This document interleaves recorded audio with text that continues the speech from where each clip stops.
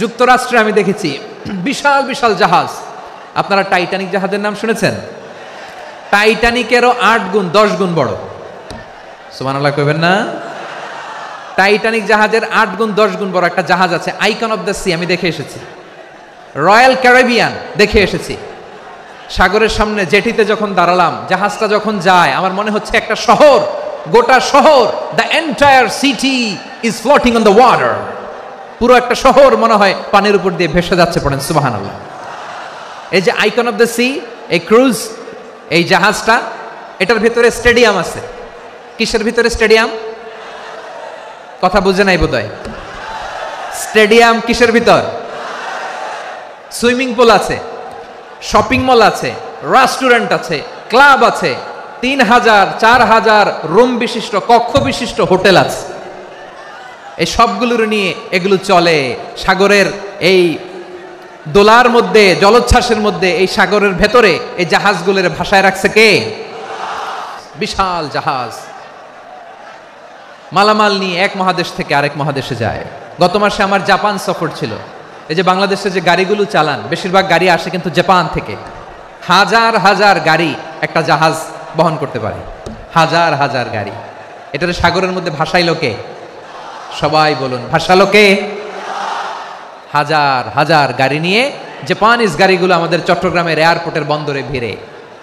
সূরাতুর আর রহমান আল্লাহ তাআলা বললেন, ওয়ালাহুল জাওয়ারিল মুনশাআতু ফিল বাহরি কাল আ'লাম ফাবিআইয়ি আলা, সবাই পড়েন, ফাবিআইয়ি আলাই রাব্বিকুমা তুকাযযিবান।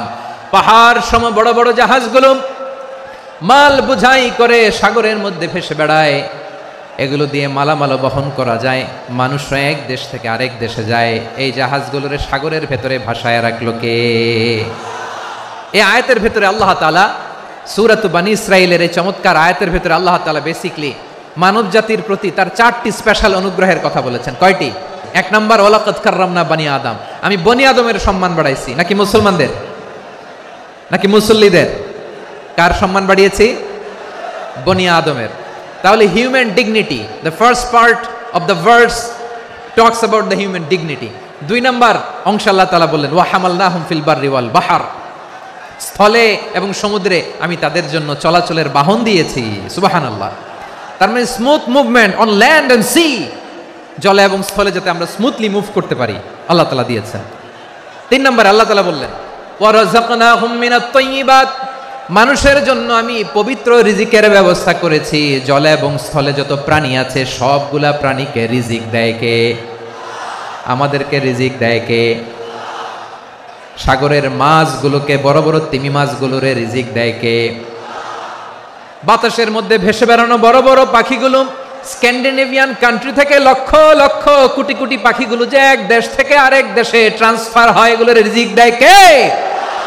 রব্বুল আলামিন বলেন, ওয়ামা মিন দাব্বাতিন ফিল আরদি ইল্লা আলাল্লাহি রিজকুহা ওয়া ইয়ালামু মুস্তাকাররাহা ওয়া মুস্তাওদাআহা কুল্লুম ফি কিতাবিম মুবিন। আল্লাহু আকবার।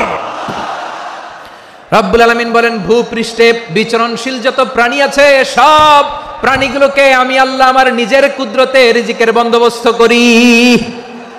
এই প্রাণীগুলো কোথায় থাকে, কোথায় যায়, সব জায়গায় আমি রিজিক পৌঁছে দেই। রিজিক কেউ দিতে পারে না, রিজিকের মালিক কে? রিজিকের মালিক তিনি আল্লাহ। এজন্য আল্লাহ তাআলা বললেন, ওয়া রাযাকনাহুম মিনাত তাইয়্যিবাত। এরপর আল্লাহ বললেন, ওয়া ফাদ্দালনাহুম আলা কাসীরিম মিম্মান খালাকনা তাফদীলা।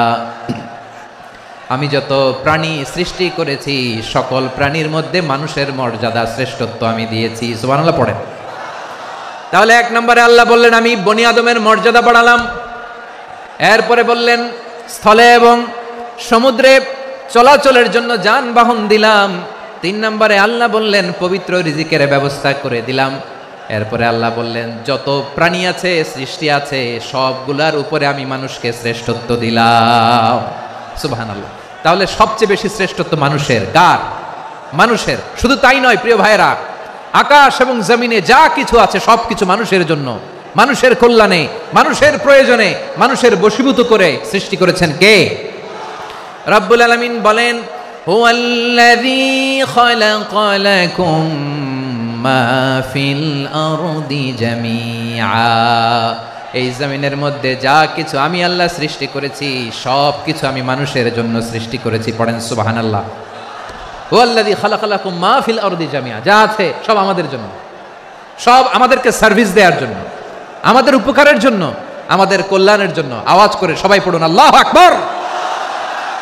অন্য আয়াতে আল্লাহ বললেন, ওয়াসাখখারা লাকুম মা ফিস সামাওয়াতি ওয়া মা ফিল আরদি জামিআম মিন ইন্না ফি যালিকা লাআয়াতিন লিকাউমি ইয়াতাফাক্কারুন।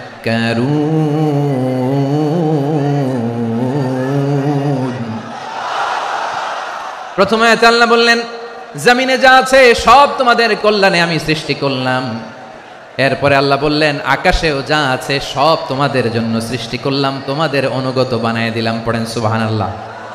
মানুষের কি ব্রেইন দেখেন, মানুষ জমিন ছেড়ে আকাশে চলে যায়। পাখি দেখে মানুষের শখ হলো, পাখি যেহেতু উঠতে পারে আমরাও পারবো। অরবিল রাইট, উইলবার রাইট, দুই ভাই মিলে আঁকাঝোঁকা করতে করতে করতে করতে প্লেন বানায় ফেললো। কোন সুবহানাল্লাহ। এখন পাখিও ওরে, আমরাও ওরি। এরপরেই মানুষের কৌতূহল থামে না এখানে। মানুষ চলে গিয়েছে চাঁদে। কোথায় গেছে? এখন কিন্তু চাঁদে জমি বিক্রি হয় জানেন। পৃথিবী নিয়ে মারামারি শেষ, রাশিয়া আমেরিকা এখন ধরছে চাঁদ আর মঙ্গল গ্রহ। এখন চাঁদে জমি বিক্রি হয়, মঙ্গলে জমি বিক্রি হয়।